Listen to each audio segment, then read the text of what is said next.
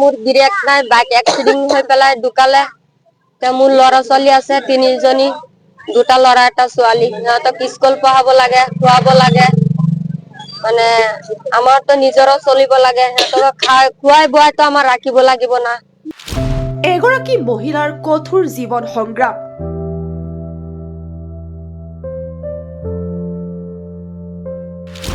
ই rickshaw চলাই পোহপাল দিছে পৰিয়াল। মহিলাগৰাকীৰ নাম মিনাৰা বেগম, ঘৰ চামগুৰিৰ আমতলত।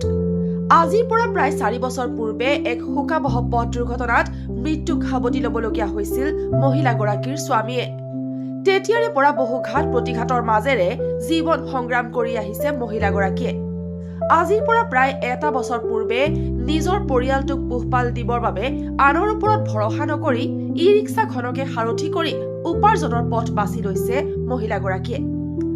ই ৰিক্সাখনৰ জৰিয়তে যি উপাৰ্জন হয় তাৰেই 3টাকৈ সন্তানক পঢ়াই শুনাই শিক্ষিত কৰাৰ আপ্ৰাণ চেষ্টা কৰিছে মহিলাগৰাকীয়ে।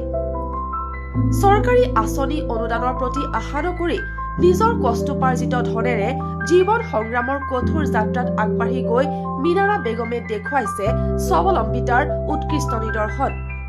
বৰ্তমান সময়ত মিনাৰা বেগমৰ কৰ্মৰাজি হৈ পৰিছে আন 10 গৰাকী মহিলাৰ বাবে আদৰ্শ।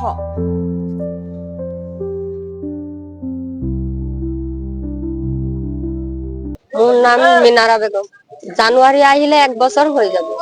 মোৰ টমটম চলাই মানে মোৰ গিৰিয়েক নাই, বাইক এক্সিডেন্ট হৈ পেলাই ঢুকালে।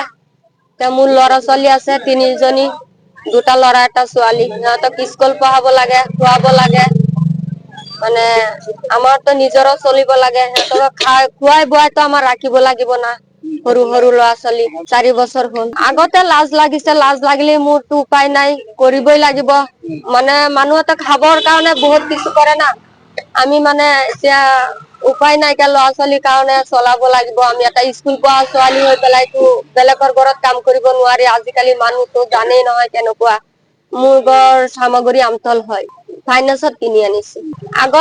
আগত বহুত কামানি হৈছিলে, 500, 600, 800 হৈ গৈছিলে। এতিয়া নহয়, এতিয়া মানে বেছি টমটম হৈ গৈছে। এতিয়া মানে 400-500 হয় আৰু 3জন। পঢ়ি আছে। ডাঙৰটো 7ত, ক্লাছ 7ত পঢ়ি আছে আৰু সৰুটো 5ত পঢ়ি আছে। ছোৱালীটো 2 শ্ৰেণীত পঢ়ি আছে। পোৱাই নাই এতিয়াও পোৱা নাই, কোনো আঁচনি পোৱা নাই। এতিয়া মানে মোৰ দুখে লাগে, জনাবৰ কাৰণে আমাৰ দুখে লাগে। আমাৰ দুখীয়া মানুহক সিহঁতে নিজে চাই পেলাই দিব লাগে না।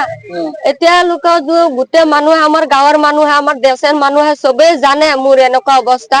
সিহঁতে জানি পেলাই মোক কিবা এটা বস্তু নিদিয়ে, সেইটো কাৰণে আমি চৰকাৰৰ পৰা আৰু কিনো নেচাও। মই এনেই লাগিলে থাকিম। মোৰ 2টা ল'ৰা আছে, কেতিয়াবা ডাঙৰ হলে সিহঁতে নিজে নিজে চলিব পাৰে।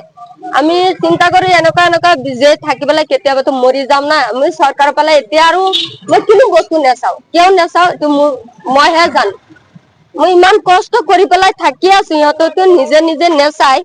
আৰু মই বহুত ডকুমেন্টছ আমি আহি পেলাই মানে আমাৰ হেৰিতো গৈছো। তাৰ পৰা পঞ্চায়তো দি গৈছো। তাৰ পিছতো মই পোৱা নাই। এইটো আৰু মোৰ নালাগে। মই এতিয়া কবলৈ মানে মোৰ মানে বহুত মানে কষ্ট হৈ আছে তেনেকুৱা দুখত।